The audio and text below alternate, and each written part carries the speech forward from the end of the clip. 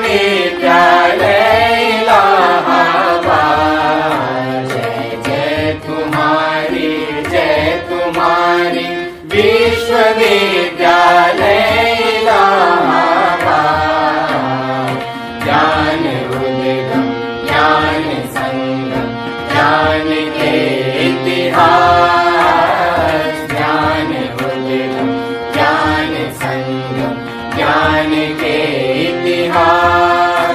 शत शत नमन है विश्वविद्यालय इलाहाबाद। सुंदरम सत्यम शिवम अवधारणाधार। जय तुम्हारी विश्वविद्यालय। ओम जन्माद्यस्य यतोऽन्वयादितरतश्चार्थेष्वभिज्ञस्वराट् तेने ब्रह्महृदायादिकवये मुह्यन्ति यत्सूरयः। तेजो वारिमृदां यथा विनिमयो यत्र त्रिसर्गो मृषा। धाम्ना स्वेन सदा निरस्तकुहकं सत्यं परं धीमहि। सत्यं परं धीमहि।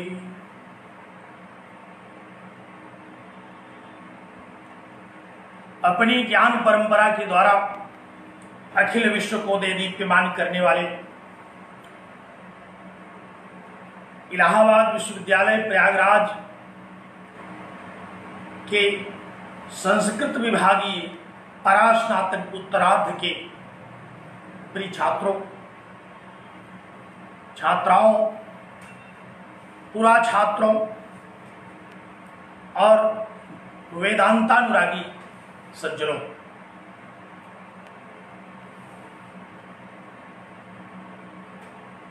ब्रह्मसूत्र शांकर भाष्य के अध्ययन का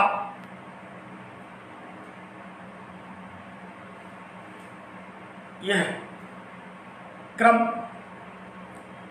जिसमें हम लोग निर्धारित कार्यक्रम के अनुसार उपस्थित होते हैं,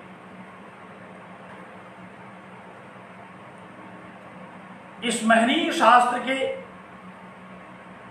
विचार में सम्मिलित होने वाले आप सभी को मैं नमन करता हूं और यह अपेक्षा करता हूं कि आप लोग अपने अपने चित्त को उस परम तत्व में एकाग्र करें जिसकी चर्चा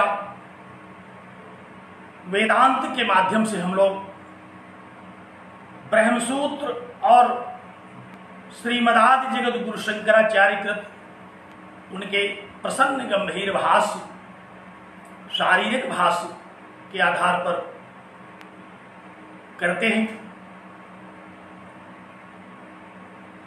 स्मरण करें, हम लोग भगवान शंकराचार्य के द्वारा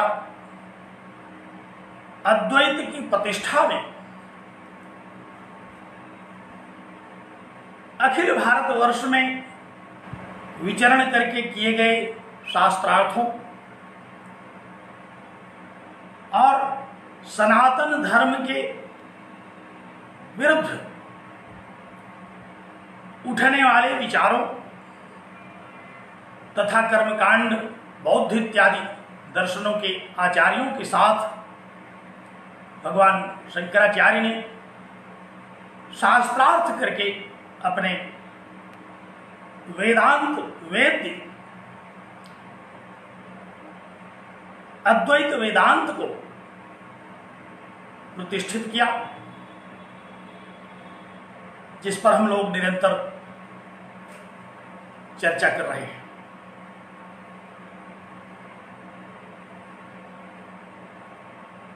ब्रह्मसूत्रों और उस पर भगवान शंकराचार्य के द्वारा किए गए भाष्य को समझने के पूर्व की चर्चा हम लोग विगत दिनों से कर रहे हैं।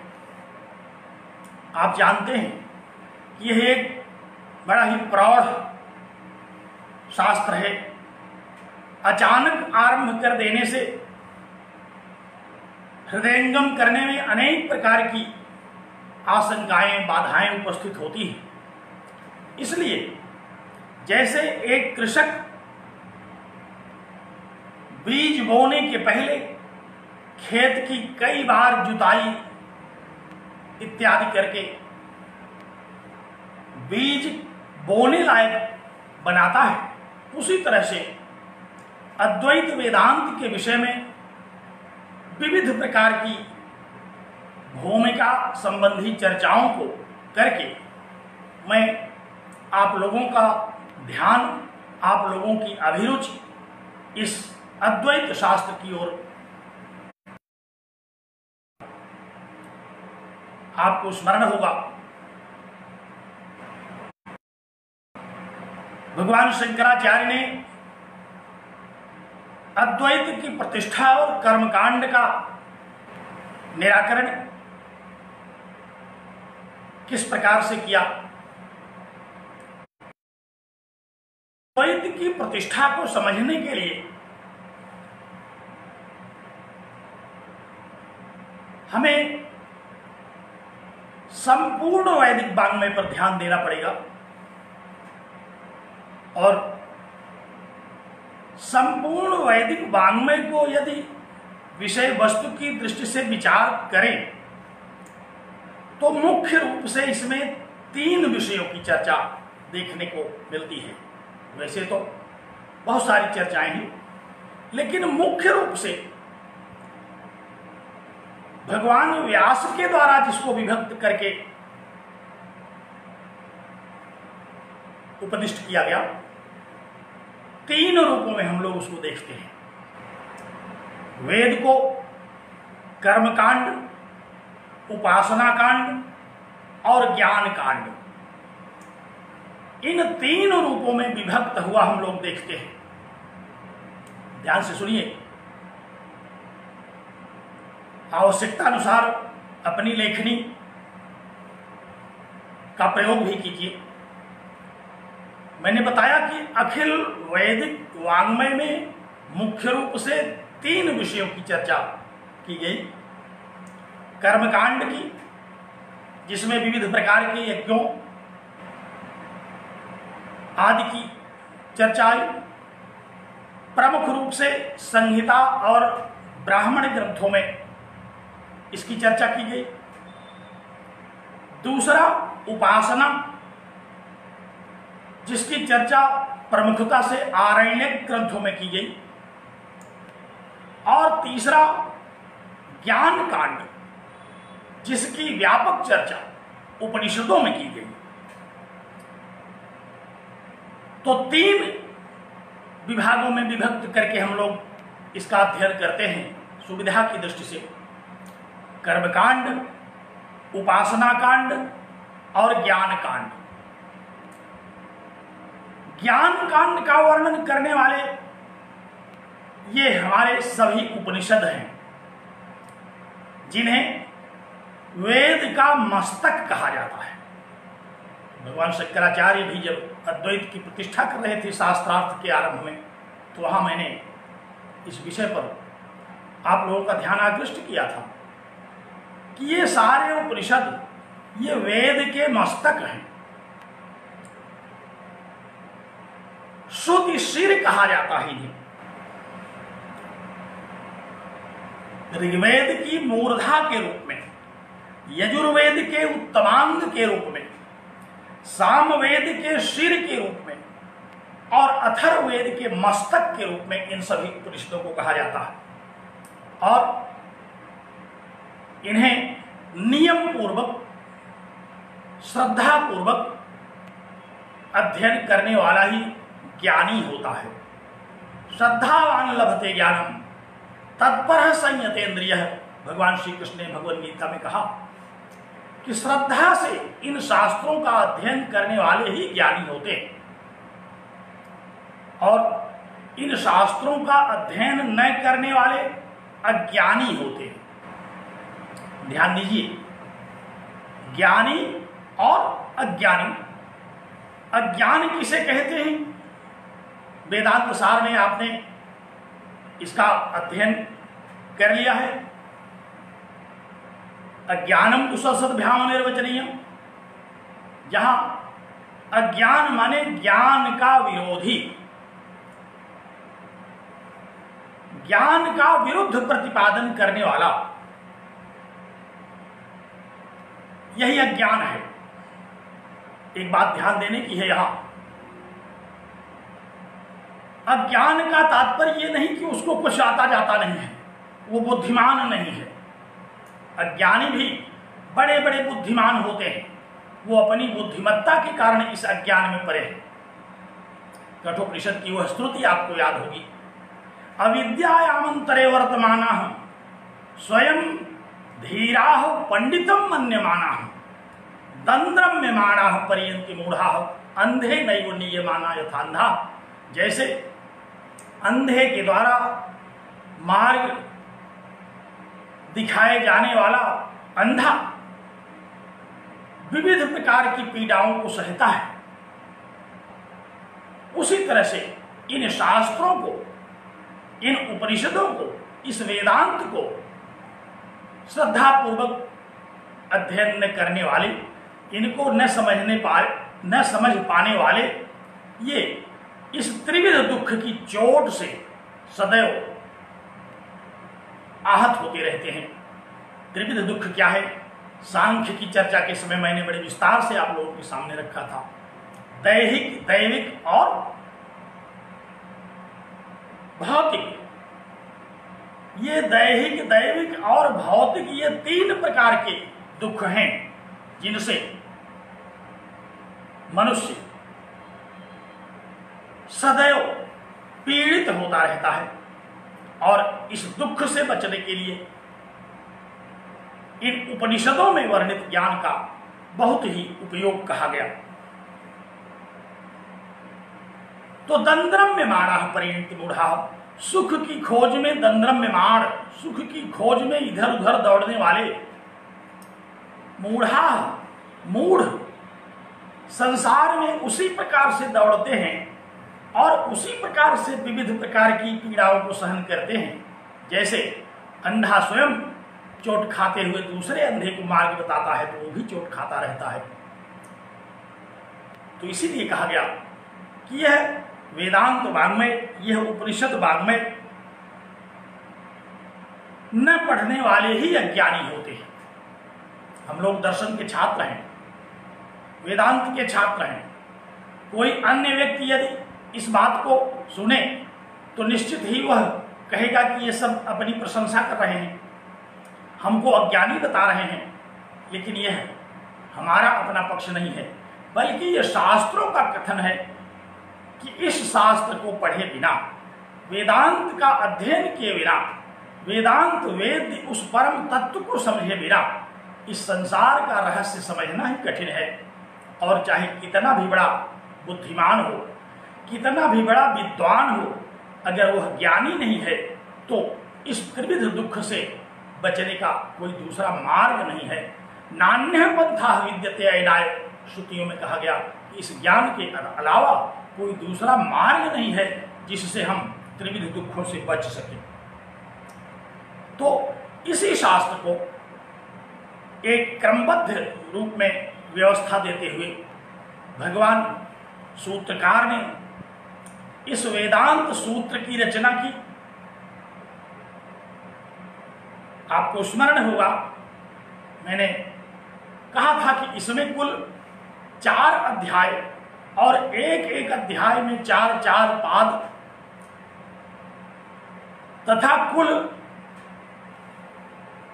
555 सूत्र और 191 अधिकरण, इस प्रकार विभक्त यह वेदांत सूत्र है जिस पर भगवान शंकराचार्य ने अपना अद्वैत भाष्य लिखा। इन 555 सूत्रों को 191 अधिकरणों में विभक्त करके इस ग्रंथ का विवेचन किया गया और इसी पर भगवान भाष्यकार ने अपना प्रसन्न गंभीर भाष्य लिखा। यह ब्रह्मसूत्र सभी उपनिषदों में समन्वय स्थापित करता है। प्रायः यदि वेदों में, वेदांतों में कहीं हमें विरोध की प्रतीति हो रही हो तो उस समग्र विरोध को निराकृत करके इस ब्रह्म सूत्र में क्रम से उसका प्रतिपादन किया गया और ये समग्र वेदांत वाङ्मय एक दूसरे से समन्वय करके आगे बढ़ता है। इस सारे उपनिषद वाङ्मय में एक वाक्यता है। एक वाक्यता से क्या तात्पर्य है? अर्थात एक ही वाक्य ये सब कहते हैं, चाहे वह उपनिषद वाङ्मय हो, चाहे सूत्र वाङ्मय हो, चाहे स्मृति वाङ्मय हो, इन सब का अगर प्रतिपाद्य विषय क्या है एक वाक्य में कोई पूछे तो इन तीनों का एक वाक्य में हम उत्तर दे सकते हैं कि वेदैश्च सर्वैरहमेव वेद्यः, इस समस्त वेदों का जो परम प्रतिपाद्य है वह अहम तत्व है, परमात्म तत्व है। और इसी एक वाक्यता को स्थापित किया इस ब्रह्म सूत्र के द्वारा। इसी एकता को स्थापित किया गया इस सूत्र प्रस्थान के द्वारा। तो आचार्य इन्हीं सूत्रों पर एक क्रमबद्ध भाष्य की रचना करते हैं, जिसमें आपको स्मरण होगा कि समग्र वेदांत का एक मुख्य प्रतिपाद्य है जिसको आधे श्लोक से चर्चा किया आचार्यों ने कि ब्रह्म सत्यम जगत मिथ्या जीवो ब्रह्मैव नापरः, ब्रह्म ही सत्य है, यह जगत मिथ्या है। जीव ब्रह्म ही है और दूसरा कुछ नहीं है। यही वेदांत का, यही अद्वैत वेदांत का परम प्रतिपाद्य है, जिसको कि आधे श्लोक के द्वारा आचार्य ने प्रस्तुत कर दिया। समग्र श्लोक आपको स्मरण होगा। श्लोकार्धेन प्रवक्ष्यामि यदुक्तम ग्रंथ कोटिभिः, कहा कि आधे श्लोक से मैं वेदांत वेद्य शास्त्र के विषय में कहूंगा जो ग्रंथ कोटिभिः उत्तम, अनेक अनेक ग्रंथों के द्वारा जिसका प्रतिपादन किया गया, सारे उपनिषदों के द्वारा जिसका प्रतिपादन किया गया, उपनिषदों पर वर्णित सभी भाष्यों के द्वारा जिसका प्रतिपादन किया गया, श्रीमद् भगवद गीता के द्वारा जिसका प्रतिपादन किया गया, ब्रह्म सूत्रों के विविध भाष्यों के द्वारा जिसका प्रतिपादन किया गया, वह क्या है? वह केवल इतना ही है कि ब्रह्म सत्यम जगत मिथ्या जीव ब्रह्मैव नापरः, ब्रह्म ही सत्य है, जगत मिथ्या है और जीव ब्रह्म ही है। यही इतना इस अद्वैत वेदांत का मुख्य प्रतिपाद्य है।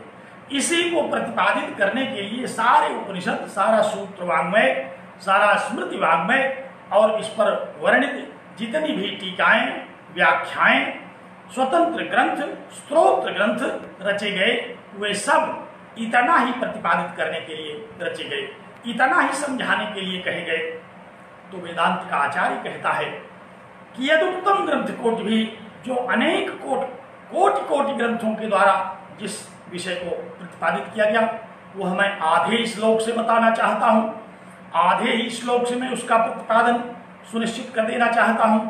और वह क्या है आधा श्लोक? कहा ब्रह्म सत्यम जगत मिथ्या जीवो ब्रह्मैव नापरः, ब्रह्म ही सत्य है, जगत मिथ्या है, जीव और ब्रह्म में अभेद है। यही इतना विषय है समग्र वेदांतों का प्रतिपाद्य। इसी को एक वाक्यता कहते हैं। तो सभी उपनिषदों में, स्मृतियों में, सूत्रों में एक वाक्य में कहे जाने योग्य विषय का प्रतिपादन किया गया। इसको बहुत ही क्रमबद्ध, बहुत ही तार्किक, बहुत ही प्रामाणिक रूप में इस सूत्र ग्रंथ के द्वारा कहा गया, जिस पर भगवान भाष्यकार ने अपना यह अद्भुत भाष्य लिखा।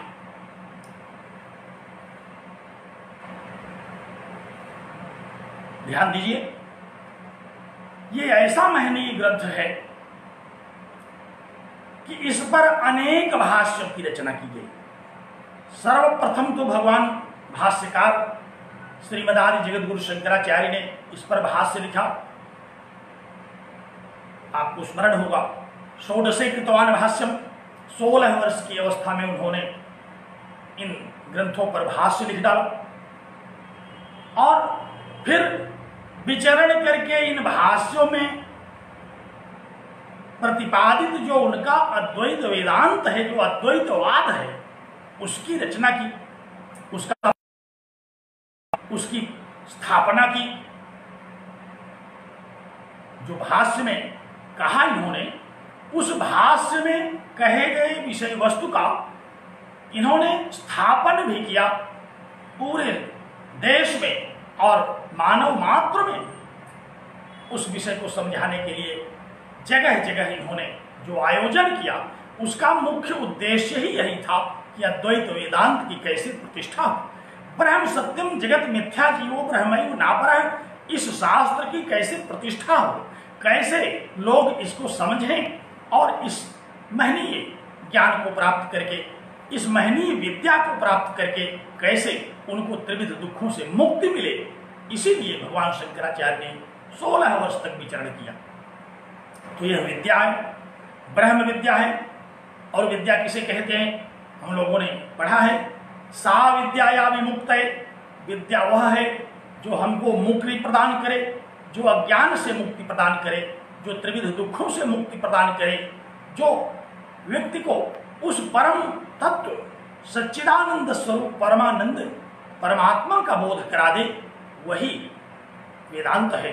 और इसी बात को समझाने के लिए भगवान भाष्यकार ने अपने इस भाष्य की रचना की, जिसका नाम आप लोग जानते हैं, उन्होंने शारीरिक भाष्य रखा, जिसमें अद्वैत वेदांत की प्रतिष्ठा की। इसे केवलाद्वैत के नाम से भी कहते हैं। ध्यान दीजिए, शब्दों का विशेष महत्व है। यहाँ भगवान शंकराचार्य के द्वारा प्रतिपादित इसी अद्वैत वेदांत को केवलाद्वैत भी कहा। उन्होंने अद्वैत ब्रह्म की जो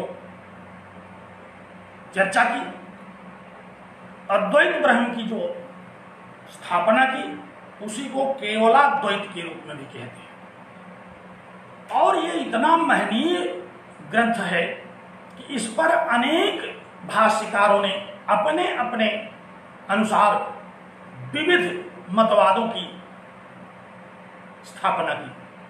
भाष्यकारों ने, जैसे भगवान शंकराचार्य ने अद्वैत भाष्य लिखा, भास्कराचार्य ने भास्कर भाष्य लिखा, जिसमें भेदाभेद वेदांत की प्रतिष्ठा की गई। भगवान शंकराचार्य ने तो अद्वैत वेदांत की प्रतिष्ठा की, लेकिन भास्कराचार्य ने भेदाभेद वेदांत की प्रतिष्ठा की। अपना भास्कर भाष्य इस पर लिखा। उन्होंने अपने ब्रह्मसूत्र भाष्य का नाम ही रखा ब्रह्मसूत्र भास्कर भाष्य। और अपने भाष्य में किस सिद्धांत की स्थापना की? भेदाभेद की। क्या है भेदाभेद? आप लोग अपनी अपनी पुस्तकों की भूमिका में देखेंगे तो वहां बड़े विस्तार से आप सत्यानंद सरस्वती कृत जो ब्रह्मसूत्र शंकर भाष्य की पुस्तक आपने प्राप्त कर रखा है, उसकी भूमिका में आप देखें, वहां इस विषय पर एक संक्षिप्त किंतु बहुत ही मौलिक चर्चा की गई है। तो भास्कराचार्य ने भेदाभेद वेदांत और जगद्गुरु रामानुजाचार्य ने विशिष्टाद्वैत वेदांत की स्थापना के लिए इन्हीं ब्रह्मसूत्रों पर श्री भाष्य लिखा। ध्यान दीजिए, सूत्र वही, भाष्य लिखने वाले अलग अलग, और उन भाष्यकारों के अलग अलग सिद्धांत, अलग अलग व्यवहार, परंतु सूत्र वही। तो श्री भाष्य के द्वारा आचार्य रामानुज ने अपने विशिष्टाद्वैत के सिद्धांत की स्थापना की, और इन्हीं सूत्रों पर मध्वाचार्य के द्वारा द्वैत दर्शन की स्थापना की गई। उन्होंने पूर्ण प्रज्ञ भाष्य के नाम से इन्हीं सूत्रों पर भाष्य लिखा। निम्बार्क के द्वारा निम्बार्काचार्य ने वेदांत पारिजात नामक भाष्य लिखा, जिसमें उन्होंने द्वैताद्वैत की स्थापना की। और आचार्य श्रीकंठ ने शैव भाष्य लिख करके शैव विशिष्टाद्वैत सिद्धांत की स्थापना की। आचार्य श्रीपति ने श्रीकर भाष्य लिख करके वीर शैव विशिष्टाद्वैत सिद्धांत की स्थापना की। आचार्य वल्लभाचार्य ने अणुभाष्य नाम का भाष्य लिखा और उसमें शुद्धाद्वैत के सिद्धांत की स्थापना की। आचार्य विज्ञान भिक्षु ने भी अपने विज्ञानामृत भाष्य में अविभागाद्वैत नामक सिद्धांत की स्थापना की। और आचार्य बलदेव ने गोविंद भाष्य के नाम से जिस भाष्य की रचना की उसमें अचिंत्य भेदाभेद नामक सिद्धांत की रचना की। और वर्तमान में जगत गुरु श्री राम भद्राचार्य जी ने इन्हीं ब्रह्म सूत्रों पर अपना भाष्य लिखा, जिसको श्री राघव कृपा भाष्य के नाम से हम लोग जानते हैं। और उन्होंने अति विशिष्ट अद्वैत वेदांत की, अति विशिष्टाद्वैत वेदांत की। अति विशिष्टाद्वैत क्या है? अब तक विशिष्टाद्वैत के द्वारा जो जो सिद्धांत स्थापित किए गए थे उसमें भगवान सूत्रकार के इन्हीं सूत्रों के आधार पर जगत गुरु राम भद्राचार्य जी ने अपने इस सिद्धांत को प्रतिष्ठित किया। तो इस प्रकार हम लोग देखते हैं कि 11 भाष्य लिखे गए, ब्रह्मसूत्र वही, भाष्यकार अनेक। इन 11 भाष्यों की मैं जिनकी चर्चा आपके समक्ष कर रहा हूं, ये सभी भाष्य ब्रह्मसूत्रों पर लिखे गए। यही सूत्र हैं जिन पर किसी ने केवलाद्वैत की प्रतिष्ठा की, किसी ने विशिष्टाद्वैत की प्रतिष्ठा की, किसी ने भेदाभेद की प्रतिष्ठा की, किसी ने द्वैत की प्रतिष्ठा की, किसी ने द्वैताद्वैत की प्रतिष्ठा की। सिद्धांत अलग अलग, सूत्र एक ही। ये कैसे हो गया? ये कैसे हो? और उस पर किए जाने वाले व्याख्यान अनेक हो। लेकिन मैंने सूत्रों की चर्चा जब की थी कि सूत्र किसे कहते हैं, तो वहां सूत्र के लक्षण में ही हम लोगों ने इस विषय का विचार कर लिया था कि अल्पाक्षरम संदिग्धम सार्वत विश्वतो मुखम। वो विश्वतो मुख होता है। आचार्य अपने अपने सिद्धांतों का प्रतिपादन उन्हीं सूत्रों के पदों से करते हैं। तो सूत्रों को तो आपने समझा। अब भाष्य किसे कहते हैं, इसको भी संक्षेप में मैं आप लोगों के जानकारी के लिए बताता हूं। क्योंकि सूत्र किसे कहते हैं, यदि आपने सूत्र समझ लिया तो अब भाष्य भी आपको समझना चाहिए। कई शब्द इस प्रकार के हैं जिसमें हम लोग प्रायः भ्रमित होते हैं। उनके शब्दार्थों को लेकर के हम लोग समझते हैं कि आखिर भाष्य, टीका, व्याख्या, इनमें क्या भेद है। टीका किसे कहते हैं, व्याख्या किसे कहते हैं, भाष्य किसे कहते हैं, और इनमें पारस्परिक रूप से क्या अंतर है। टीका को भाष्य ही कहते हैं कि भाष्य को ही टीका कहते हैं। कई बार ऐसा पूछ लिया जाता है कि भाष्य और टीका में क्या फर्क है। आप जानते हैं इस विषय को कि क्या फर्क है। मैं आपको स्मरण कराता हूं। आपने बहुत सारे ग्रंथों की टीकाओं को पढ़ा। किरातार्जुनीयम की टीका आपने पढ़ी, आचार्य मल्लिनाथ के द्वारा जो की गई घंटापथ टीका। आचार्य मल्लिनाथ ने अनेक काव्यों की टीका की। टीकाओं से आप भली भांति परिचित हैं। तो यह टीका क्या है? इसी टीका को ही व्याख्या भी कहते हैं। ध्यान दीजिए, टीकृगतौ धातु है, टीक्यते अनया इति टीका, जिसके द्वारा हम मूल के शब्दार्थ को अवगत करें, जिसके द्वारा हम मूल के शब्दार्थ को, मूल के निहितार्थ को, जैसे कोई श्लोक है, अब उस श्लोक की टीका के द्वारा हम क्या समझते हैं? उस टीका के द्वारा हम श्लोक में आए हुए एक एक शब्द का शब्दार्थ, एक एक शब्द का निहितार्थ, एक एक शब्दों की व्याख्या, एक एक शब्द का व्याकरण और उसका जो अर्थ है, जो भावार्थ है, जो व्याख्या है, छंद, अलंकार इत्यादि सब हमें टीका के अंतर्गत समझना होता है। टीका क्या है? जो मूल श्लोक को समझाने में किसी भी पक्ष को बिना समझाए न छोड़े, उसी को टीका कहते हैं। टीकृगत धातु है, इसी के द्वारा हम चलते हैं। कहाँ चलते हैं? उस मूल के एक एक शब्द के पीछे पीछे चलते हैं उसको समझने के लिए।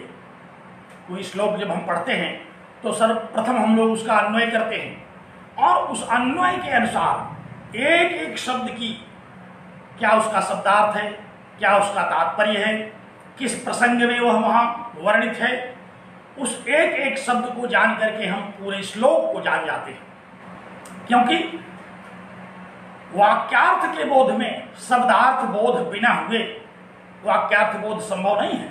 आचार्यों ने कहा कि वाक्यार्थ बोधे शब्दार्थ बोध कारणम, वाक्यार्थ के बोध में शब्दार्थ बोध होना ही आवश्यक है। बिना शब्दार्थ बोध के वाक्यार्थ का बोध नहीं होगा। तो श्लोक क्या है? वह भी एक वाक्य है। उस श्लोक रूपी वाक्य के बोध के लिए हम टीका का आश्रय लेते हैं। उस टीका के माध्यम से हम उस मूल श्लोक के पीछे पीछे चलते हैं और उसके एक एक शब्द को समझते हैं। ध्यान देने की बात है यहाँ कि टीका में टीकाकार अपने मन से कुछ नहीं कहता। अगर आपको याद हो तो आचार्य मलिनाथ ने वहां अपनी टीका की विशेषता लिखते समय कहा कि नामूलम लिखिते किंचित नानपेक्षित मुच्यते। कहा कि कोई भी ऐसा विषय मैं नहीं लिखूंगा जो मूल में न लिखा हो, अर्थात मूल के आधार पर ही उसकी व्याख्या होगी और टीका में जो अपेक्षित है उसी को लिखा जाएगा। अपेक्षित माने जिसको समझे बिना हम टीका न समझ सके, जिसको समझे बिना हम उस मूल श्लोक का तात्पर्य न समझ सके, उसी को हम टीका कहते हैं। तो नामूलम लिखते किंचित नानपेक्षित मुच्यते, बिना किसी मूल के टीका नहीं होगी। टीका के लिए मूल का होना आवश्यक है और उसी मूल में जो भी अपेक्षित है कहना, उसको कह करके टीका की जाती है। आप टीका से भली भांति परिचित हैं। इस भगवान शंकराचार्य कृत शांकर भाष्य की कई टीकाएं लिखी गई। आपको स्मरण होगा आचार्य वाचस्पति मिश्र ने इस शांकर भाष्य की टीका लिखी, जिसका नाम उन्होंने रखा भामती, भामती टीका। तो भाष्यों की टीकाएं लिखी गई।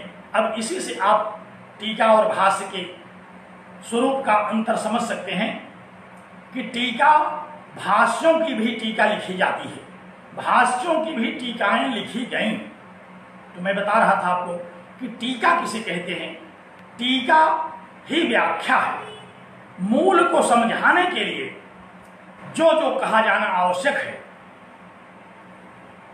मैंने कभी बताया होगा, जब हम कोई बात समझते हैं और समझाने वाला हमको बहुत ही अच्छी तरह से समझा देता है तो हम कहते हैं कि बड़ा सटीक समझाया। तो बड़ा सटीक कैसे समझाता है वह? बहुत सटीक वो इसी तरह समझाता है, उसकी टीका के माध्यम से एक एक शब्दों के विषय में वह समझाते हुए हमें उस समग्र को समझाता है।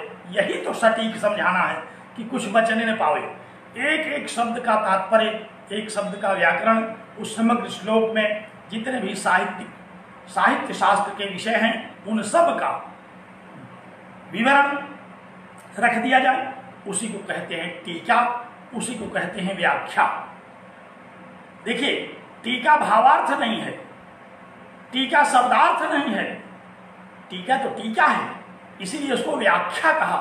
विशेष रूप से जो आख्या प्रस्तुत की जाती है, अर्थात उसके विशेष व्याख्यान में कोई भी ऐसा पक्ष नहीं है जो कि बच जाए।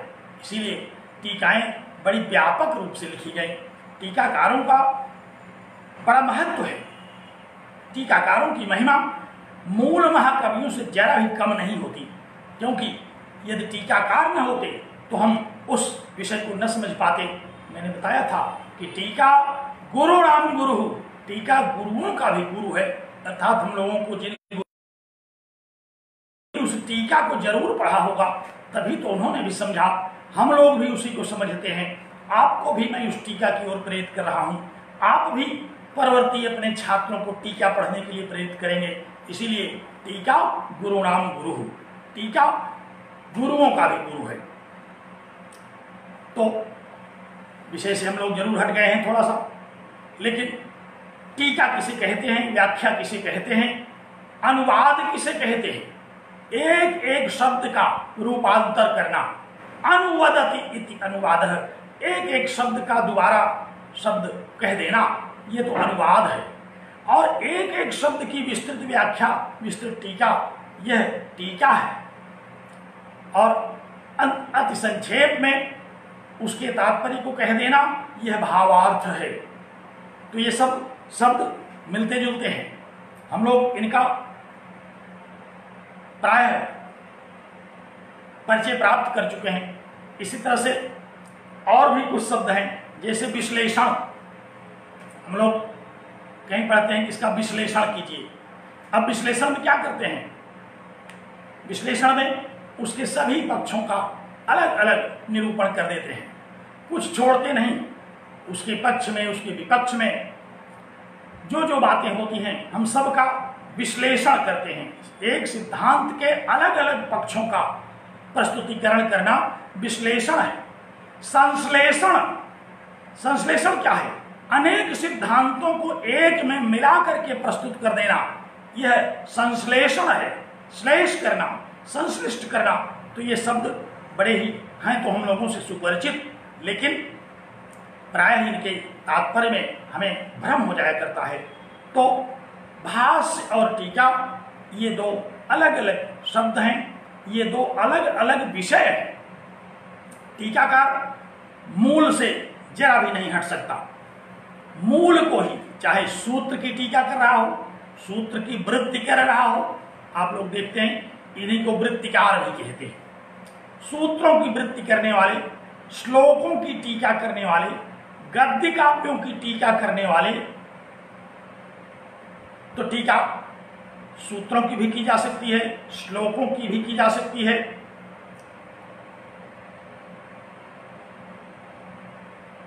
और भाष्य, भाष्य भी इन सब का किया जा सकता है, लेकिन टीका भाष्य नहीं है। ध्यान दीजिए, मैंने आपको क्या बताया, टीका में टीकाकार स्वतंत्र नहीं है, टीकाकार मूल के परतंत्र है, मूल के अधीन होकर के वह अपनी बात कहता है, मूल से हट नहीं सकता, क्योंकि मूल से हटते ही वह अनपेक्षित बात कहने लगेगा। और टीका की सबसे बड़ी विशेषता क्या है कि नानपेक्षित मुच्यते, कुछ भी अनपेक्षित नहीं कहा जाना है उसमें। तो ये तो हो गई टीका, इसी को कहते हैं व्याख्या। और भाष्य क्या है, अब भाष्य के विषय में हम लोगों को थोड़ा ठीक से समझ लेना पड़ेगा, क्योंकि हम यहाँ टीका पढ़ने नहीं चल रहे हैं, हम यहाँ भाष्य पढ़ने चल रहे हैं। ध्यान दीजिए, भाष्य धातु में ऋणत प्रत्यय करके भाष्य शब्द निष्पन्न होता है।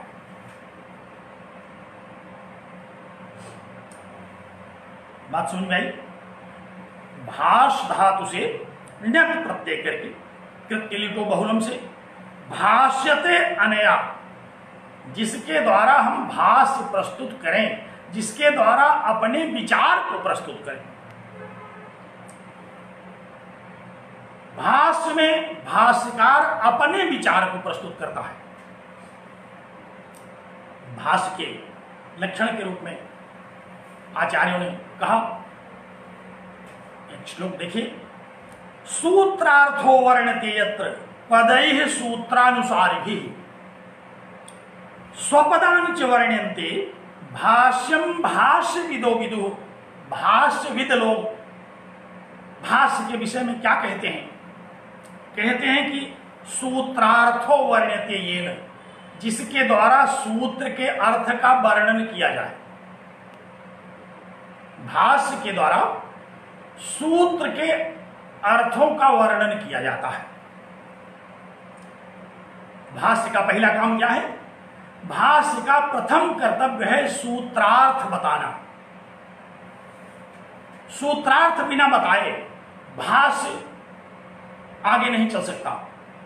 तो सूत्रार्थो वर्ण्यते यत्र, जहां सूत्रों के अर्थ को बताया जाए और पदई सूत्रानुसार भी, तथा जो भाष्यकार है वह सूत्रों के अनुसार अपने विचार के विषय में अनेक पदों को भी समझा दे, जो उसका अपना विचार है।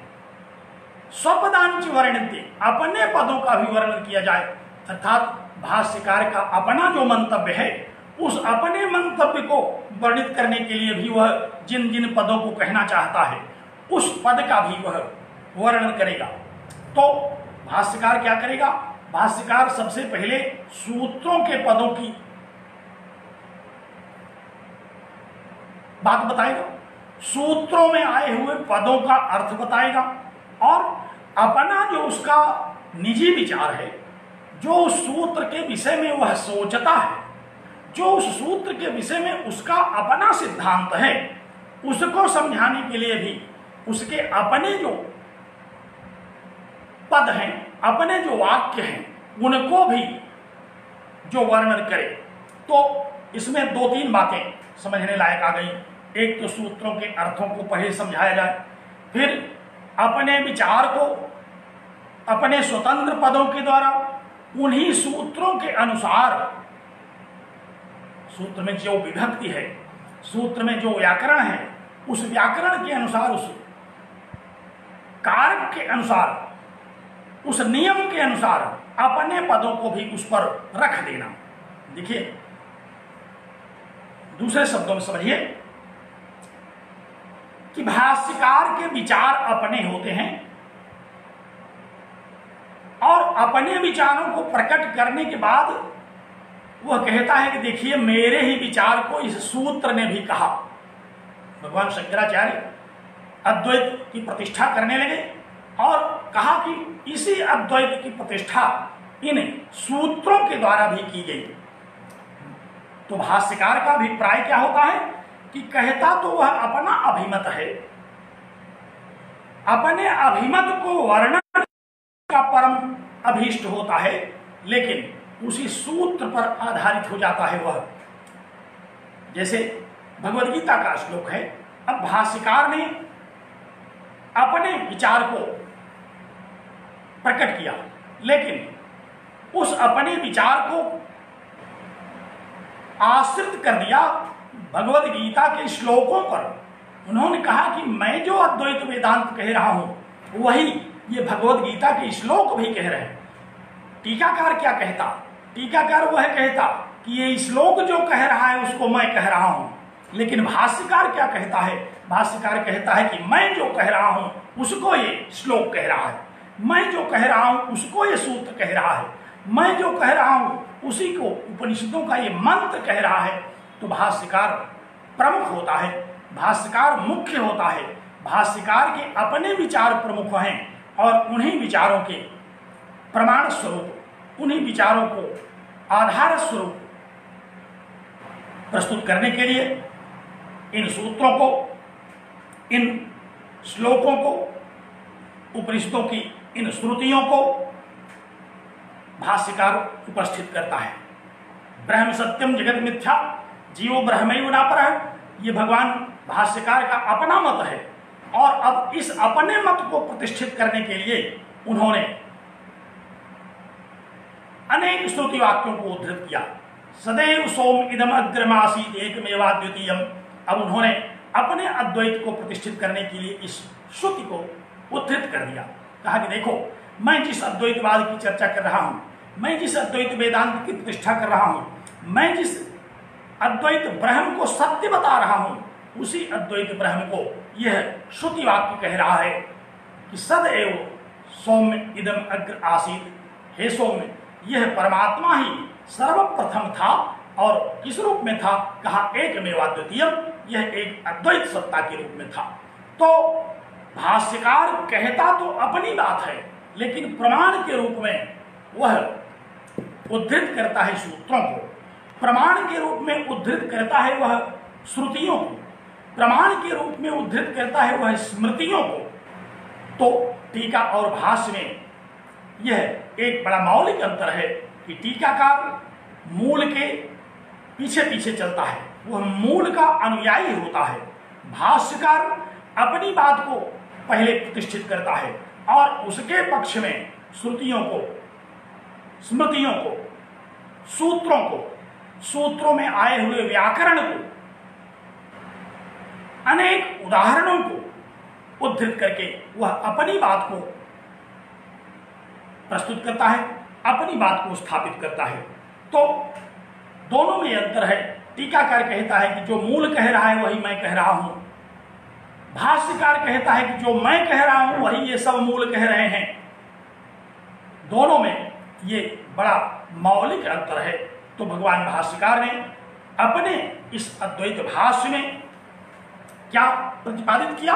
उन्होंने अपने इस अद्वैत भाष्य में प्रतिपादित किया अद्वैतवाद, और इस अद्वैतवाद के प्रमाण स्वरूप उन्होंने सूत्रों की व्याख्याएं की, सूत्रों के भाष्य किए, भगवद गीता के भाष्य किए और उपनिषद के श्रुतियों के भाष्य किए। और उन्होंने एक यह परम तत्व स्थापित कर दिया कि ब्रह्म सत्यम जगत मिथ्या। हम लोगों को गुरुदेव जब पढ़ा रहे थे अद्वैत वेदांत की कक्षा में, उन्होंने एक बड़ी रोचक कहानी सुनाई। कहा कि अपने शिष्यों को भगवान शंकराचार्य, क्योंकि शंकराचार्य तो एक परंपरा है, सारे शंकराचार्यों का यही सिद्धांत है। श्रीमदाचार्य जगद्गुरु शंकराचार्य के परवर्ती जितने शंकराचार्य आज तक हुए, उन सब का ही यही अपना उद्देश्य है। इसीलिए वे अलग से कोई अन्य मतवाद को प्रस्तुत करने वाला ग्रंथ नहीं लिखते, वे भी इन्हीं भाष्यों का पारायण करते हैं। इन्हीं भाष्यों में वर्णित जो अद्वैतवाद है उसी को समझाते हैं। उसको समझाने के लिए वह अनेक चेष्टाएं भले करें, लेकिन उनका अपना कोई सिद्धांत नहीं होता। तो गुरुदेव ने बताया, कहा कि एक बार शंकराचार्य जी ने अपने शिष्यों को पढ़ाना आरंभ किया। जंगल में बैठ करके ब्रह्म सत्यम जगन मिथ्या जीव ब्रह्म नापरह की शिक्षा दे रहे थे, और उसी समय अचानक उन्होंने सामान्य दृष्टि डाली तो एक पागल हाथी आता हुआ दिखाई पड़ा। अब वह पागल मतवाला हाथी देख करके गुरुदेव डर गए और शिष्यों को बिना बताए भागने लगे। शिष्यों ने देखा कि आखिर गुरुजी बिना कुछ बोले इस ब्रह्म सत्यम जगन मिथ्या में ऐसा क्या देख गए कि उठ करके दौड़ पड़े। अब शिष्य भी पीछे पीछे दौड़े, शिष्य भी न शिष्य पीछे देख रहे हैं न गुरु पीछे देख रहे हैं, दोनों एक ही दिशा में एक दूसरे के पीछे दौड़ पड़े। पर्याप्त दूर तक दौड़ने के बाद अचानक परिश्रांत गुरुजी पीछे मुड़ करके देखे, जब हाथी नहीं दिखाई पड़ रहा था तो बैठ गए हाँफते हुए। शिष्यों ने पूछा, गुरुदेव आखिर यह दौड़ आपने क्यों लगाई? ये तो पहले आपने बताया नहीं था कि ब्रह्म सत्यम जगन मिथ्या जीव ब्रह्म नापरह में इतना दौड़ना भी पड़ेगा, क्यों दौड़ेगा? तो गुरु जी ने कहा कि अरे भाई, तुम लोगों ने देखा नहीं, एक पागल हाथी आ रहा था, तो एक उसमें प्रगल्भ शिष्य था। वो चुटकी लेते हुए कहा, गुरुदेव अभी तो आप हम लोगों को समझा रहे थे कि ब्रह्म ही सत्य है, जगत मिथ्या है, तो वह हाथी भी तो जगत का ही एक पशु है, क्यों आप भागे? अब गुरुदेव तो गुरुदेव ठहरे। उन्होंने कहा कि देखो, मैं जो प्रतिपादित कर रहा था वो तो वही है, उसमें किसी प्रकार का कोई भेद नहीं है। ब्रह्म सत्यम जगत मिथ्या, और यदि जगत मिथ्या तरी हस्ति मिथ्या, और यदि हस्ति मिथ्या तरी पलायनम अपि मिथ्या। कहा कि हमारे सिद्धांत में कहीं कोई तब्दीली नहीं हुई है, लेकिन यह समझ लो तुम कि ये जगत तो मिथ्या ही है, और जगत मिथ्या होने के कारण वो हाथी भी मिथ्या है, और हाथी मिथ्या होने के कारण हम लोगों का ये भागना भी मिथ्या है। इसमें सत्य कुछ नहीं है, सत्य तो केवल ब्रह्म है। न हाथी सत्य है, न हम लोग सत्य हैं। हम लोगों का शरीर सत्य नहीं है और न ही हम लोगों का भागना सत्य है। यह तो एक अलग बात है। सत्य तो वह परम तत्व ही है। तो इस समग्र भाष्य में 555 सूत्रों के भाष्य में, 700 भगवद गीता के श्लोकों के भाष्य में, श्रुतियों के भाष्य में भगवान शंकराचार्य ने क्या स्थापित किया? केवल इतनी सी बात स्थापित की कि ब्रह्म सत्यम जगत मिथ्या जीवो ब्रह्मयो नापरः। अब यही सिद्धांत उन्होंने स्थापित करने के लिए इन सारे भाष्यों को लिखा। अब यहां एक बड़ी वैचारिक समस्या उठती है कि आखिर कैसे हम इस बात को मान लें कि केवल ब्रह्म सत्य है, जगत मिथ्या कैसे है? क्योंकि जगत तो हमारी दृष्टि में सत्य है। ध्यान दीजिए, अपने अपने चित्त को एक बार पुनः एकाग्र कीजिए। विषय बड़ा रोचक किंतु गंभीर है। यह शंका उठती है, यह मन में भ्रांति उठती है। हम लोग किसी से जब कहते हैं कि जगत मिथ्या है तो वह बड़े संकोच में कुछ नहीं बोलता, सोचता है कि पता नहीं क्या बात कह रहे हैं, कहीं पागल तो नहीं हो गए हैं। जिस जगत में ये रहते हैं उसी जगत को मिथ्या कह रहे हैं। जिस जगत में अनादिकाल से विविध प्रकार की परंपराएं चली आ रही हैं, ये उस जगत को मिथ्या कहते हैं। ये जगत तो सत्य है। अगर हम इसको मिथ्या मान लें, इसके विषय भोगों को मिथ्या मान लें, तो फिर आखिर हमें इस जगत की सत्य प्रतीत क्यों होती है? इसके विषय भोग क्यों सत्य प्रतीत होते हैं? क्यों हम इस जगत के विषय भोगों की और बड़ी ही अभिरुचिपूर्ण गति में गतिमान है? यह एक बड़ी प्रबल आशंका है, और इस आशंका का निराकरण केवल अद्वैत वेदांत कर सका। हमने 11 भाष्यों की चर्चा की। अभी आपको 11 आचार्यों ने इस अद्वैत वेदांत के सूत्र पर अन्य वेदांत संबंध भाष्य लिखा, लेकिन इस शंका का समाधान न कर पाने के कारण लोगों ने कह दिया कि भाई जगत मिथ्या नहीं है, जगत सत्य है, ब्रह्म भी सत्य है, जगत भी सत्य, जीव भी सत्य है। जो द्वैत सिद्धांत को मानने वाले हैं वो यही तो कहते हैं कि ब्रह्म भी सत्य है, जगत भी सत्य है। विशिष्टाद्वैत को मानने वाले भी कहते हैं कि जगत भी सत्य है, जड़ चेतन ये सब सत्य है, इसके साथ रहने वाला वह अद्वैत तत्व भी सत्य है। तो जितने भी आचार्य अद्वैत वेदांत के अतिरिक्त हैं, उन सभी आचार्यों के द्वारा इस समस्या का समाधान प्रस्तुत करने की चेष्टा भी नहीं की गई और प्रस्तुत भी नहीं किया जा सका, क्योंकि उनका अपना यह मंतव्य ही नहीं है कि जगत मिथ्या है।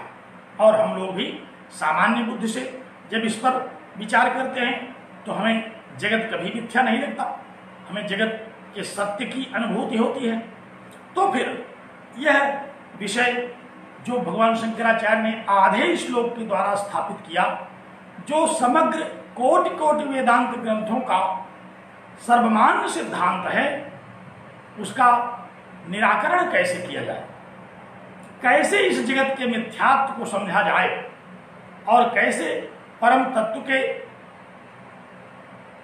परम सत्यत्व को समझा जाए, क्या आधार है इसका, कैसे हम इस विषय पर भगवान शंकराचार्य की बात से सहमत हों, इसी को समझाने के लिए भगवान शंकराचार्य ने कहा कि देखो,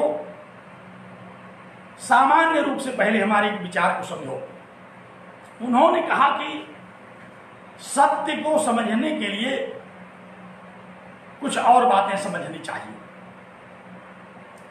कहा क्या, कौन सी और बात समझनी चाहिए? कहा कि देखो, संसार में कई प्रकार के सत्य दिखाई पड़ते हैं। सामान्यतः देखा जाए तो लोगों को कई प्रकार के सत्य दिखाई पड़ते हैं, एक सत्य नहीं है। अगर एक सत्य ही होता सब लोगों की दृष्टि में तो सब उसी को मान लेते। हम लोग देखते हैं दो प्रतिवादी इकट्ठे होते हैं तो अपनी बात को सत्य कहते हैं, दूसरे की बात को काटते हैं, और दूसरा उनकी बात को काट करके अपनी बात को सत्य कहता है।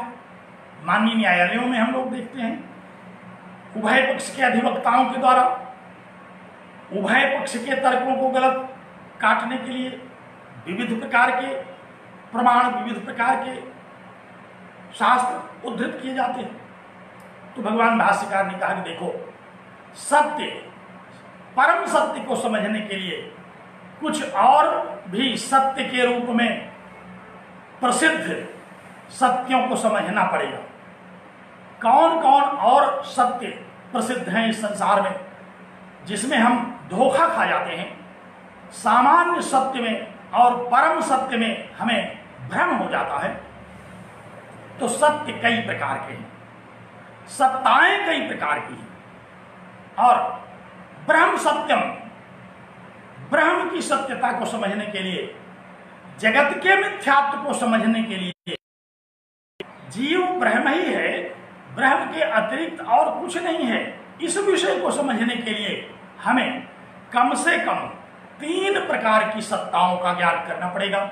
हम 3 प्रकार के सत्यों को पहले सामान्य रूप से समझेंगे। जब हम 3 प्रकार के सत्य को समझने के लिए तैयार हो जाएंगे तो फिर उन सभी सत्यों में जो परम सत्य होगा वह अपने आप हमें समझ में आ जाएगा। हमें ब्रह्म की परम सत्ता समझ में क्यों नहीं आती? क्योंकि हम कुछ और भी सत्य उन सत्यों से जाते हैं। इसीलिए हमें सामान्य सत्य, परम सत्य,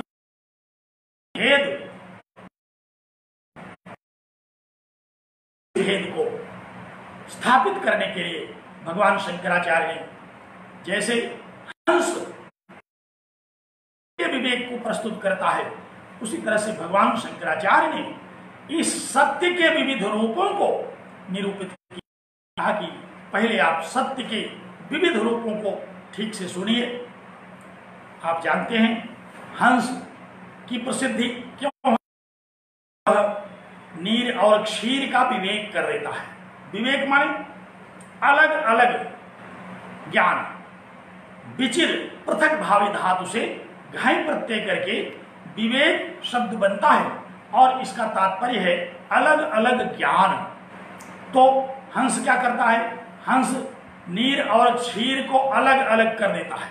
हंस को अगर आप पानी मिला हुआ दूध दें तो वह दूध को अलग कर देगा और पानी को अलग कर देगा। इसीलिए उसका नाम रख दिया गया हंस, क्योंकि वह विवेकी है, निरक्षीर विवेकी है। तो निरक्षीर विवेक करने वाला हंस है। परंतु भगवान शंकराचार्य क्या है? कहा ये तो परमहंस है। ये तो परमहंस हैं। परमहंस क्यों हैं? कहा इसलिए कि ये सत्य का विवेचन कर रहे हैं। सत्य और मिथ्या में क्या भेद है इसको अलग अलग समझा देंगे। ये भी सत और असत का विवेचन करेंगे, ज्ञान और अज्ञान का विवेचन करेंगे, जड़ और चेतन का विवेचन करेंगे, देह और देही का विवेचन करेंगे, सत्य और असत्य का विवेचन करेंगे। ऐसे अनेक ये द्वंद्व हैं जो मिले हुए हैं। हम इन द्वंद्वों को अलग नहीं कर पाते। इन द्वंद्वों को हम एक साथ लेकर के चल पड़ते हैं इस संसार में, लेकिन भगवान शंकराचार्य ने इन द्वंद्वों को अलग कर दिया। सत्य और असत्य में उन्होंने विवेक किया। निरक्षीर विवेक की भांति उन्होंने इन द्वंद्वों में विवेक किया। इसीलिए इन्हें परमहंस की महनीय संज्ञा से विभूषित किया जाता है। इसीलिए हम लोग प्रायः देखते हैं, आप लोग प्रयागराज में रहते हैं, माघ मेले में जाकर के कभी देखते होंगे, बड़े बड़े संत महात्मा वहाँ उपस्थित होते हैं और उनके परिचय के रूप में वहाँ लिखा रहता है उनके बोर्डों पर 1008 स्वामी परमहंस जी महाराज। तो ये परमहंस हैं। ये परमहंस क्या करते हैं? ये परमहंस विवेक की शिक्षा देते हैं। ये निरक्षर विवेक करने की तरह सदसद विवेक कहते हैं। आत्म और अनात्म तत्व का विवेक करते हैं। तो भगवान शंकराचार्य ने कहा कि हम आत्म और अनात्म तत्व का विवेक करेंगे, हम सत्य और असत्य का विवेक करेंगे और आप लोगों को समझाएंगे कि ब्रह्म कैसे सत्य है और जगत कैसे मिथ्या है। आपको तो जगत सत्य लग रहा होगा, लेकिन परमहंस को जगत के मिथ्यात्व की प्रतीत हो रही है। और जब तक हम लोग न समझ जाएं इस बात को कि आखिर संसार सत्य क्यों नहीं है, तब तक हम इस बात को स्वीकार नहीं कर सकते कि जगत मिथ्या है। तो भगवान शंकराचार्य ने कहा कि बिल्कुल ठीक बात है। आप इस बात को तब तक स्वीकार नहीं कर सकते जब तक संसार में सत्य की तरह प्रतीत होने वाले, सत्य का वेश धारण करके घूमने वाले विविध मिथ्याओं को जब तक आप पहचान नहीं लेंगे। हम लोग सत्य का चौंगा ओढ़ करके कई ऐसे मिथ्या घूम रहे हैं जो अपने आप को ही सत्य के रूप में प्रतिष्ठित किए हुए हैं, जो पूरे संसार को सत्य समझा रहे हैं वो मिथ्या। तो चूंकि बड़ा सूक्ष्म भेद है,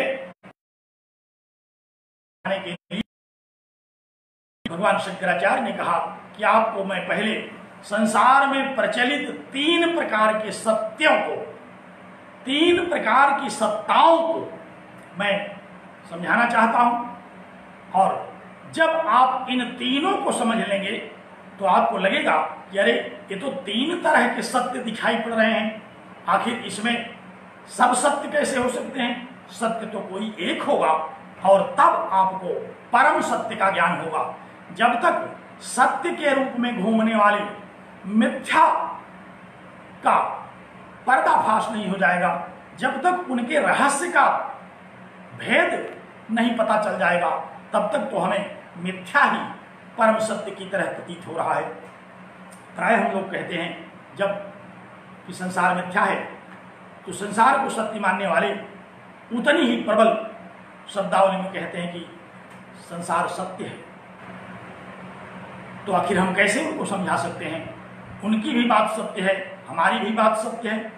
अब इन दोनों की बातें सत्य हैं, ये कैसे हो सकता है? अनन्यदर्शी आचार्य समझा सकते, सामान्य आचार्य ये विषय नहीं है। हम लोग इसको नहीं समझा सकते थे, भगवान शंकराचार्य जी ने इसको समझाया। एक बार कक्षा में गुरुदेव इसी प्रकार की कहानी सुनाई। उन्होंने कहा कि अनेकांतवाद का एक प्रसंग चल रहा था। एक शिष्य को क्लास में अनेकांतवाद समझाया गया, उसको कई जिज्ञासाएं हुई, कई संदेह हुआ। फिर एक गुरु जी के पास वो गया, उसने कहा गुरु जी अनेकांतवाद क्या है? और जो उसने समझा था उसको कहा, तो गुरु जी ने कहा कि हाँ तुमने ठीक समझा है। दूसरे आचार्य के पास गया, उन आचार्य महाशय ने भी उसकी बात को सुना, तो कहा कि देखो जो मैं कह रहा हूं वो ठीक है। पहले आचार्य ने एक बात को ठीक समझाई, दूसरे आचार्य ने एक दूसरी बात को ठीक समझाया। अब वह पहुंच गया अपनी शंकाओं को समेटकर और कहा गुरु मैं अनेकांतवाद के अमुक गुरुदेव से यह बताया। तो तीसरे महाशय ने कहा कि उन्होंने ठीक। एक अन्य महोदय के पास जब मैं गया, उन्होंने इसका इस तरह से निराकरण किया, कहा कि उन्होंने भी ठीक बताया। कहा तो महोदय एक बताया कि ये दोनों एक दूसरे के विपरीत सिद्धांत कैसे ठीक हो सकते हैं? उन्होंने कहा तुम भी ठीक कह रहे हो। तो बड़ी समस्या है कि वह भी ठीक कह रहे हैं, वो भी ठीक कह रहे हैं, मैं भी ठीक कह रहा हूं, सब ठीक है, सब सत्य है। ऐसा हो नहीं सकता कि सब सत्य है।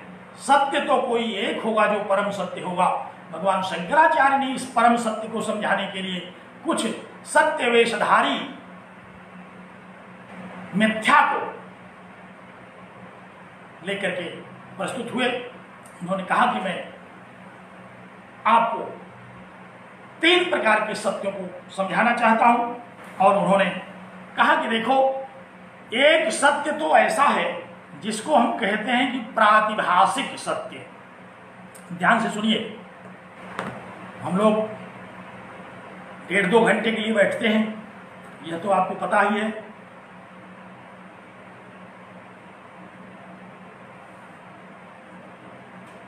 चित्त को एकाग्र करिए और 3 प्रकार के सत्यों की जो भगवान शंकराचार्य ने चर्चा की, पहले उन तीनों को समझिए, फिर उन तीनों सत्यों को समझते समझते परम सत्य क्या है ये आप समझ जाएंगे। भगवान शंकराचार्य ने इसीलिए इन तीनों को समझाया।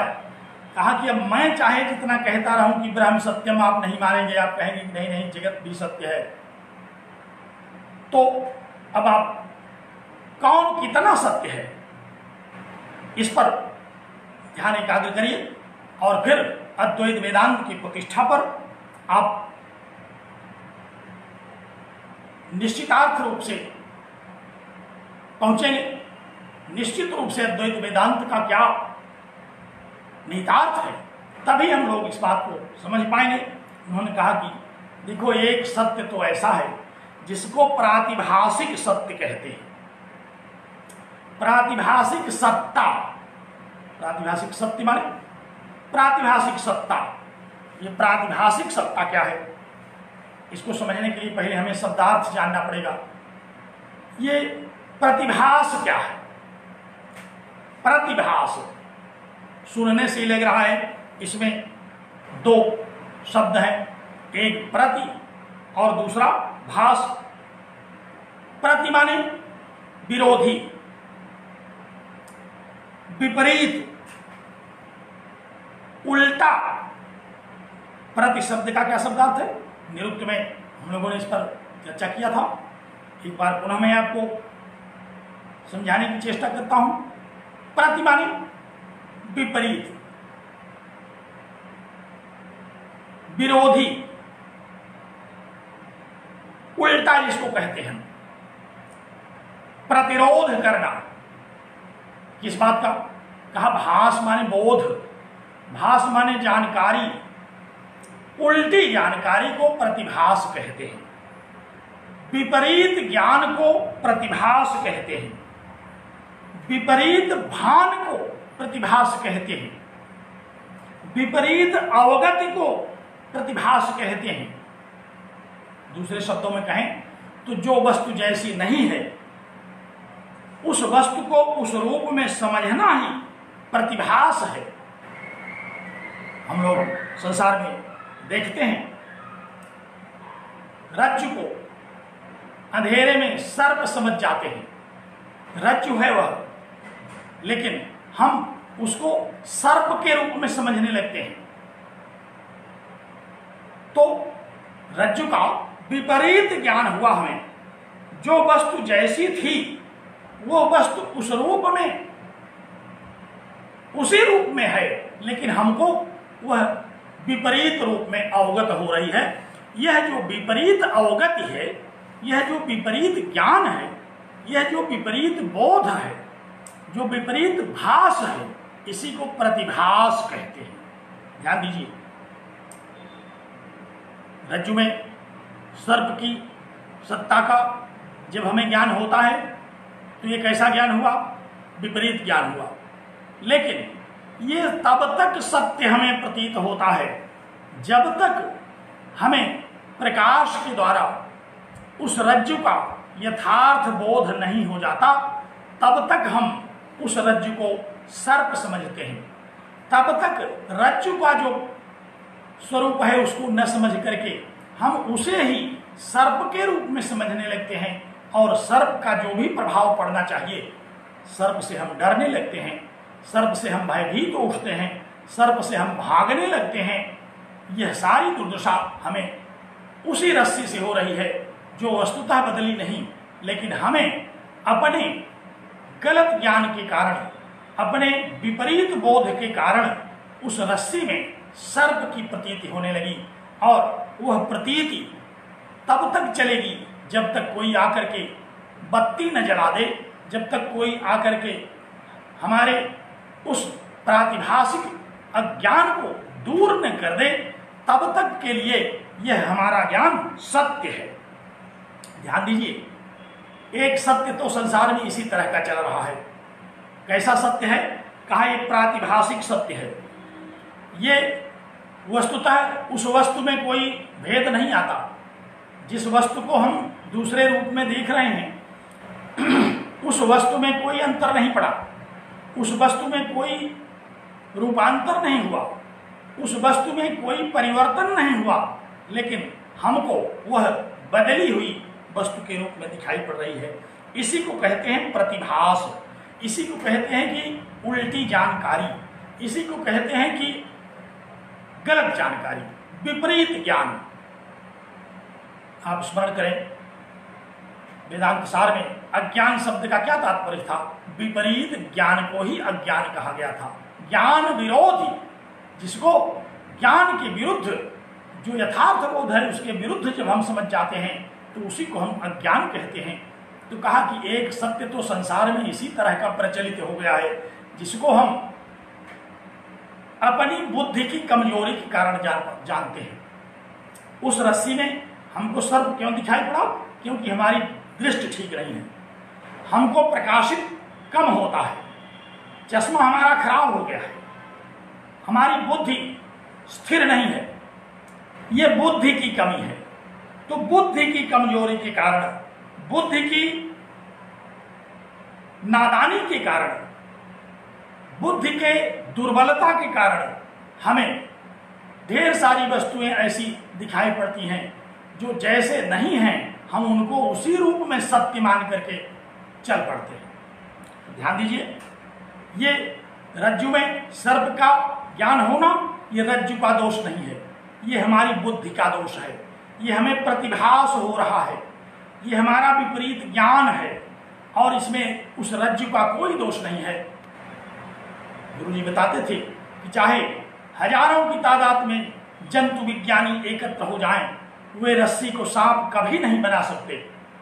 चाहे जितने भी बड़े जीव विज्ञानी इकट्ठे हो जाएं, रस्सी में वो सांप कभी बना ही नहीं सकते।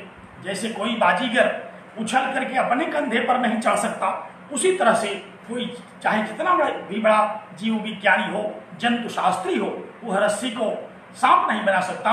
लेकिन हमारी बुद्धि ये इतनी विलक्षण है कि जैसे ही कहीं हम रज्जु देखते हैं, अगर जरा भी बुद्धि में हमारे कोई दोष है तो वहाँ हमें वह रज्जु सर्प के रूप में दिखाई पड़ने लगती है, वह रज्जु हमें सर्पाकार दिखाई पड़ती है। उस रज्जु में हमें सर्प के सारे अंगों के दर्शन होने लगते हैं। और कई बार तो ऐसा भी देखा गया है कि प्रकाश होने पर भी जिस व्यक्ति को रज्जु में सर्प की प्रतीत हुई थी, वो मानने के लिए तैयार नहीं है कि ये रज्जु ही थी जो सर्प के रूप में बोधित हो रही थी। वो कहता है कि नहीं, यहाँ सर्प था, क्योंकि उसका वह प्रातिभासिक अज्ञान इतना बद्धमूल है कि लाख कहने के बाद, लाख लोग वहाँ बल्ब जलावें, टार्च जलावें, लाख समझावें, लेकिन वह व्यक्ति इस बात को मानने के लिए नहीं तैयार है कि नहीं नहीं, ये रज्जु ही थी, मुझे गलत दिखाई पड़ गया था। बल्कि वह लड़ाई करने पर आमादा हो जाता है कि मुझे इतना बड़ा मूर्ख समझे हो, मैं रज्जु में और सर्प में अंतर नहीं कर सकता। मानेगा ही नहीं, चाहे जितना आप समझाएं। क्यों? क्योंकि उसकी बुद्धि में दोष है, उसकी बुद्धि में अज्ञान है, उसकी बुद्धि नादान है, उसकी बुद्धि में एक ऐसा दोष है जिसके कारण उसे रज्जु में सर्प की प्रतीत दिखाई पड़ती है, जिसके कारण उसे सुप्तिका में रजत की प्रतीति होती है, जिसके कारण कोई वस्तु सीधी न दिखाई पड़ती है बल्कि उल्टा दिखाई पड़ने लगती है। ध्यान दीजिए, हम लोग कई बार प्रातः काल कभी जलाशयों के पास आप जाइए, नदियों के पास जाइए और उस नदी में, उस जलाशय में देखिए तो उस जलाशय के तट पर जो भी वृक्ष खड़े हैं वे उस पानी में उल्टे दिखाई पड़ते हैं। क्या उस नदी ने पेड़ को उलट दिया? क्या उस जलाशय ने पेड़ को उल्टा खड़ा कर दिया? नहीं, पेड़ उल्टा खड़ा नहीं हुआ। जल में पेड़ को उल्टा खड़ा कर देने की ताकत नहीं है, ये हमारी बुद्धि की ताकत है कि हम उस जल के कारण उसके तट पर खड़े हुए उस वृक्ष को उल्टा देखने लगते हैं। कई बार हम लोग रेलगाड़ी से यात्रा करते हैं, रेलगाड़ी में बैठे हैं, स्टेशन पर उसके बगल से एक गाड़ी बड़ी तेजी से निकल जाती है, लगता है कि हमारी गाड़ी चल पड़ी, हम अपनी गाड़ी में ही गतिमान हो जाते हैं। थोड़ी देर बाद पता चलता है कि ये तो बगल वाली गाड़ी जा रही थी। आखिर इसमें किसका दोष है? जो हमारी गाड़ी खड़ी है उसका तो कोई दोष नहीं है, ये हमारी बुद्धि का दोष है, क्योंकि हमारी बुद्धि में इस प्रकार की बड़ी सारी गतिविधियां होती हैं जिनके कारण हम बहुत सारी वस्तुओं को दूसरे रूप में देख लेते हैं। तो यह प्रतिभास है, इसी को प्रातिभासिक सत्ता कहते हैं। इसी प्रातिभासिक ज्ञान के कारण, इसी अज्ञान के कारण, इसी बुद्धि की कमजोरी के कारण हमें कोई वस्तु दूसरे रूप में दिखाई पड़ने लगती है। कितने उदाहरण दिए जाएं, अनेक ऐसे में प्रातिभासिक सत्यों का ज्ञान होता है। जैसे मरुस्थल में, दोपहरी में, जहां एक बूंद पानी भी नहीं है, वहां मृग को दूरस्थ जल की धारा दिखाई पड़ती है। वह मृग उस मरीचिका में फंस करके पानी खोजते खोजते मर जाता है, जबकि यह बात परम सुनिश्चित है कि उस रेगिस्तान में एक बूंद भी जल नहीं है, परंतु मृग को वहां मरीचिका वारिका महाप्रवाह दिखाई पड़ने लगता है। एक बूंद जल नहीं है जिससे कि वह रेगिस्तान गीला किया जा सके, लेकिन यह उसकी दृष्टि का कमाल है। उस दृष्टि के कारण उसे उस रेगिस्तान में भी जल की धारा दिखाई पड़ने लगती है। तो ये एक प्रातिभासिक सत्य है। इस प्रकार के जितने भी ज्ञान हमको होते हैं वे तब तक सत्य प्रतीत होते हैं जब तक हम उनका निराकरण नहीं कर पाते। और कितना कहें, आप रामायण की कथा से भली भांत परिचित हैं। दुनिया जानती है कि सोने का मृग पैदा नहीं हो सकता। सोने का मृग अगर कोई सोनार बना भी दे तो वो दौड़ नहीं सकता, वो हल्ला नहीं मचा सकता। लेकिन सोने का मृग देख करके भ्रम हो गया, भगवान श्री राम उसके पीछे पीछे दौड़ पड़े। असंभवम हेम मृगस्य जन्म तथापि रामो लुलभे मृगाय। सोने के मृग का जन्म होना असंभव है, लेकिन राम मर्यादा पुरुषोत्तम जो एक लीला कर रहे थे उनको यह दिखाना अभीष्ट था कि देखो व्यक्ति किस प्रकार से प्रातिभासिक सत्ता का वशीभूत होकर के प्रतिभास को सत्य मान करके दौड़ पड़ता है, और उस प्रातिभासिक ज्ञान के कारण उसको किस प्रकार से दुखों की प्राप्ति होती है। कहा कि प्रायः समापन्न विपत्ति काले धियोपि पुंसाम मलिना भवन्ति। विपत्ति काल में, विपरीत परिस्थिति में पुरुषों की भी बुद्धि, मनुष्यों की भी बुद्धि विपरीत हो जाती है। तो जब यह परम सुनिश्चित है कि सोने का मृग दौड़ता नहीं है, सोने का मृग पैदा नहीं होता है, फिर भी उसके पीछे एक मनुष्य वेशधारी व्यक्ति दौड़ रहा है। हम यह जानते हैं कि रस्सी सर्प नहीं हो सकती, फिर भी हम रस्सी में दिखाई पड़ने वाले सर्प से डर करके भाग खड़े होते हैं। हम जानते हैं कि सुप्तिका में रजत नहीं है, फिर भी सुप्तिका को रजत के धोखे से दौड़ करके उठा लेते हैं। तो यह आखिर सत्य अगर हम न मानते, यदि हम इस प्रातिभासिक सत्य को सत्य न मानते, तो कैसे हमारे मनोमस्तिष्क पर इसका प्रभाव पड़ता, कैसे हम इस सत्य को, जो कि सत्य है ही नहीं, जो क्षणिक सत्य है, जैसे ही वह मारीच बाण से घायल हुआ तत्काल पता चल गया कि अरे ये तो राक्षस है, ये सोने का मृग नहीं है। जैसे ही बत्ती जलाई जाती है वैसे ही पता चल जाता है कि अरे ये तो रज्जु है, ये सर्प नहीं है। जैसे ही सुप्तिका के निकट हम पहुंचते हैं वैसे ही पता चल जाता है कि ये सुप्तिका है, ये रजत नहीं है। और जैसे ही हम तालाब से अपना सिर ऊपर उठाते हैं देखते हैं कि वह वृक्ष जो जलाशय में उल्टा खड़ा था वो सीधा खड़ा हो गया, तो हम इस बात को तत्काल निराकृत कर लेते हैं कि ये प्रातिभाषिक सत्य था, ये प्रातिभाषिक सत्ता थी, और इसी प्रातिभाषिक सत्य का हम अनुभव कर रहे थे। इसी प्रातिभाषिक सत्य को हम अनुभव करके अनेक प्रकार के दुखों की अनुभूति भी कर लेते हैं। ध्यान दीजिए, हम लोग स्वप्न देखते हैं, स्वप्न में विविध प्रकार की भयानक स्थितियों को देखते हैं। उन भयानक स्थितियों को देख करके हम डर जाते हैं।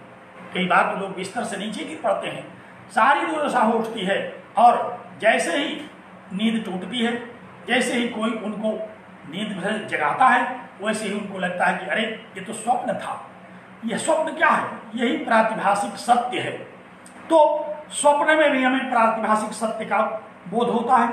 जागरण में भी हमने कई दृष्टांतों से आपको प्रातिभाषिक सत्य का परिचय कराया। सब लोग ऐसे प्रातिभाषिक सत्य से भली भांति परिचित हैं। तो सत्यों में जब हम सत्य की खोज करने चलते हैं तो एक हमें सत्य के रूप में प्रचलित यह प्रातिभाषिक सत्य दिखाई पड़ता है। जबकि आप भली भांति जानते हैं कि इस प्रातिभाषिक सत्य की बहुत क्षणिक अवधि होती है। ये बहुत थोड़ी देर तक चलता है, बहुत थोड़ी देर तक यह प्रातिभाषिक सत्य दिखाई पड़ता है। तो भगवान शंकराचार्य ने कहा कि संसार में जिन अनेक सत्यों के पीछे दुनिया दौड़ रही है, सत्य नहीं है, वे सब के सब सत्य को तो कोई एक है, लेकिन हम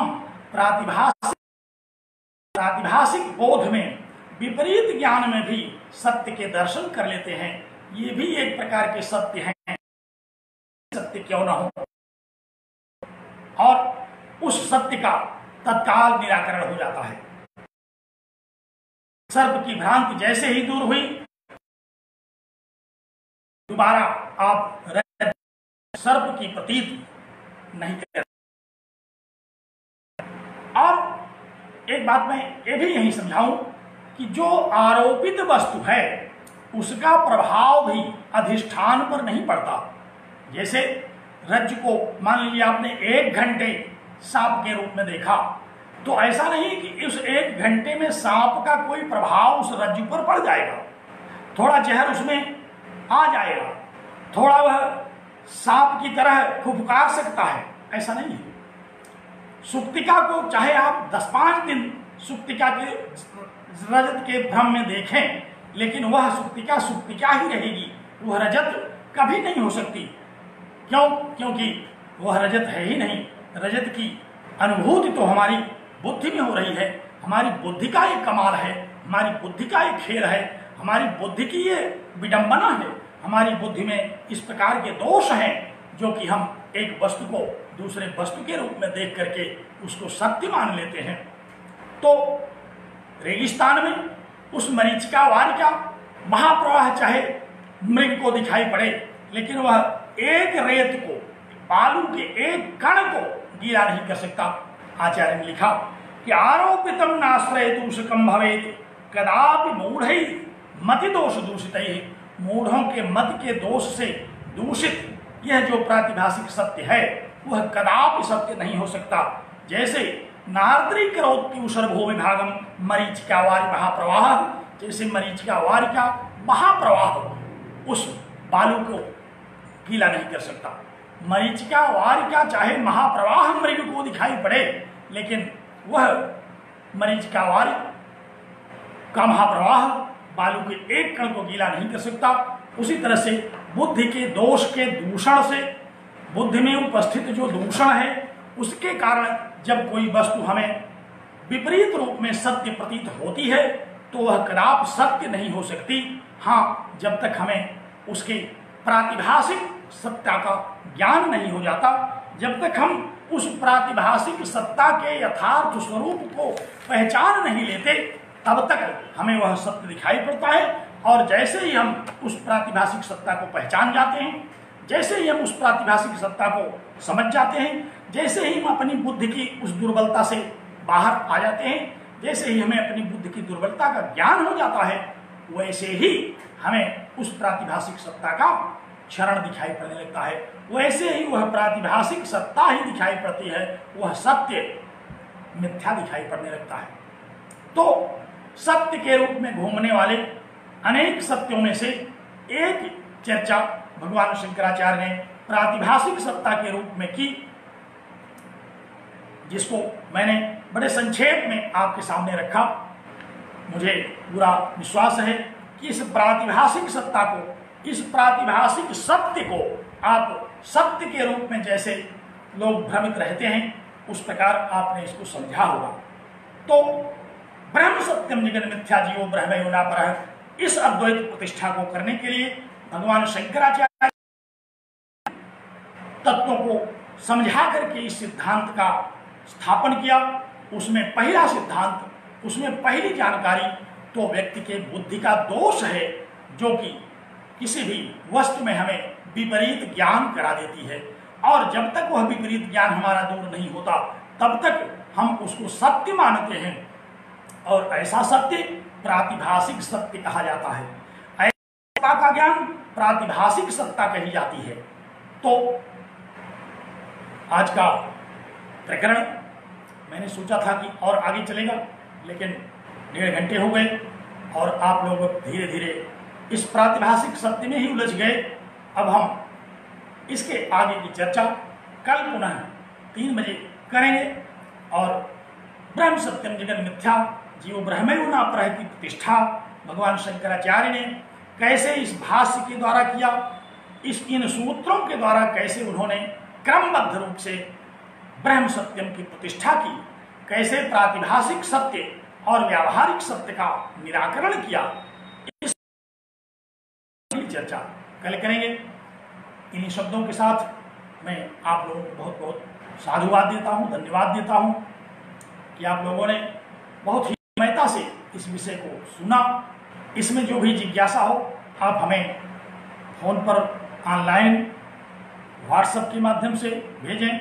अगले व्याख्यान में मैं उसका समाधान करते हुए व्याख्यान को आगे बढ़ाऊंगा।